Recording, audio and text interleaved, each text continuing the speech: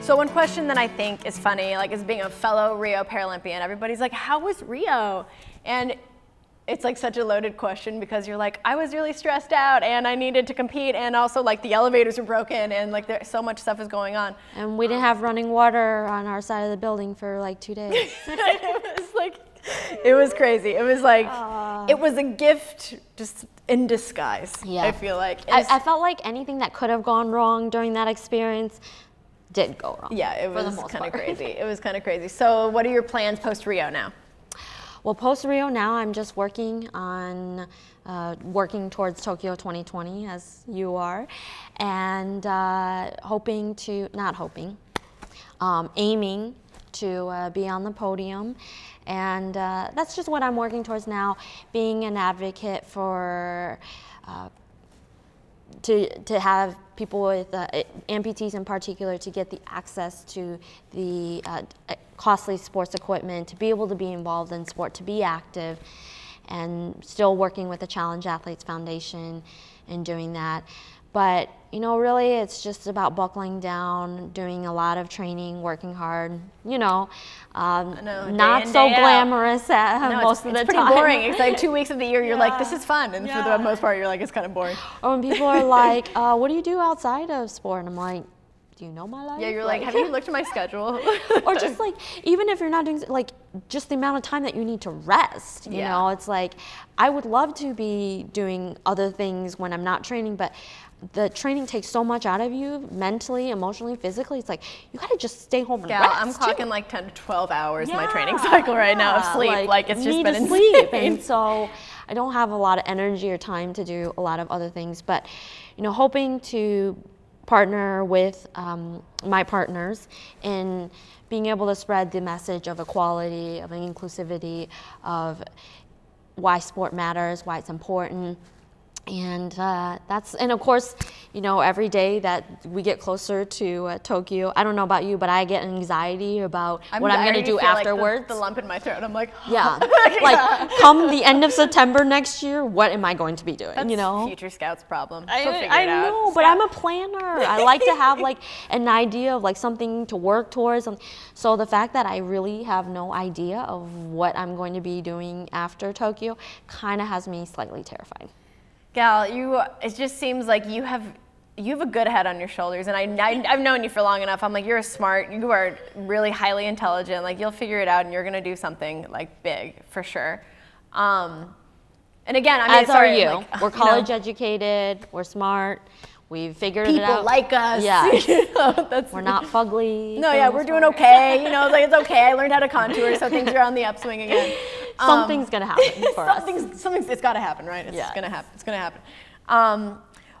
If you could, I'm gonna ask you two forms of this question. If you could go back in time and give younger Scout any sort of advice from what you know now, what would it be? It would be that I think, you know, we work so hard to impress people that we think are important or that we want to impress, and we work so hard to fight for their acceptance and their approval. Like, I know as a young girl being excluded from so many things, that was such a thing for me. Like, you know, just wanting people's acceptance and approval. But at the end of the day, you realize that everybody is struggling with the same things. Everybody is dealing with insecurity. They all want love and approval. And that the most important thing in life aren't those things, but it's of those things with yourself. Yeah. Not from other people, but do you have acceptance? Do you have love for yourself of whatever situation you're in, whatever circumstance you're in? And I think it took me a long time to figure out what that truly meant. You know, and especially for me to embrace my womanhood, to see that I wasn't just an extra in the shadow of the background, the afterthought. Yeah, I'm not just filling up space. Yeah, to really see like that I have something tremendous to offer and worth.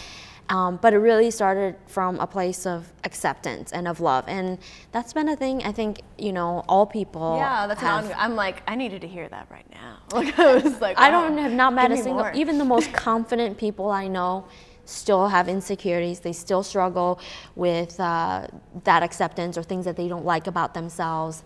So I'm always still working towards that. Yeah, it's a constant battle. constant growth. It's Yes. not a battle, it's Yes. growth. It's just like training, just like anything else. You put in every day. Yeah.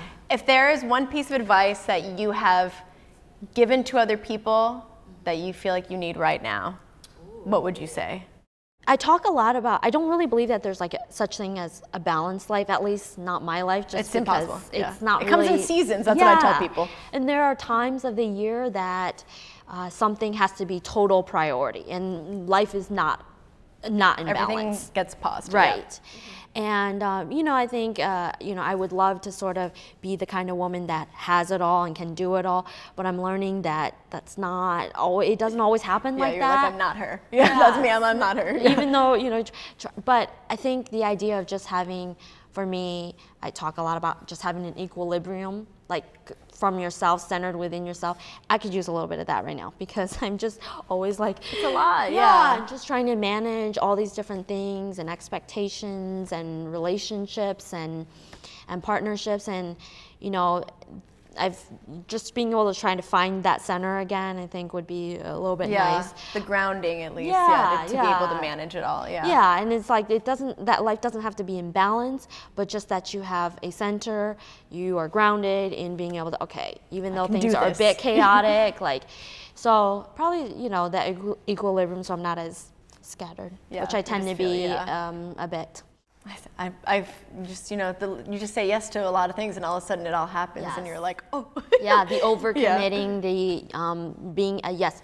And well, then that's a great point, yeah. but being a yes person, you know, especially as I think women are more inclined to be that way because we, you know, we love making people feel good. We want to make people happy. We want to please everybody else but ourselves, right? And I struggle with that almost on a daily of like saying no. And this has been the year for me of that, of saying no. Like, yes, I would love to, but I cannot do that. I can't take, these other things have to be so much more of a priority, are taking so much more of my bandwidth. And at this time and at this place, I can't do it. It is a no. And that people are going to be upset, and that's okay. That's okay. That's okay. Like putting yourself first at this time right now. It's not forever. I'm not going to be doing this forever. Yeah. But that's been a hard thing for me to, I talk about, and I don't always do so well, is the people-pleasing dynamic and being able to say no. 2019, no. Yeah. Year of no. Yeah. If it's not, and the way I'm approaching it now is like, if it is not feeding towards my bigger goals, what I'm looking to do, if it's not part of that or adding to that value, I'm sorry. Yeah. No. It's a no. My psychologist says that to me a lot. It's a no. Yeah. Okay. It's a no. Well, Scout, I've really, really enjoyed this. Oh my gosh. This has been so lovely to get to know you. Thank you. You know, and not just like us on the, you know, the track being like, hey. Yeah. Okay. Yeah. Same, and looking forward to being able to, you know, cheer you on too. I know we're both working towards the same things, and I have no doubt we'll both be in Tokyo together. Yeah, I'll see you at the track. Yes. Thank you guys again for tuning in for this Fireside Chat. Stay tuned for more to come.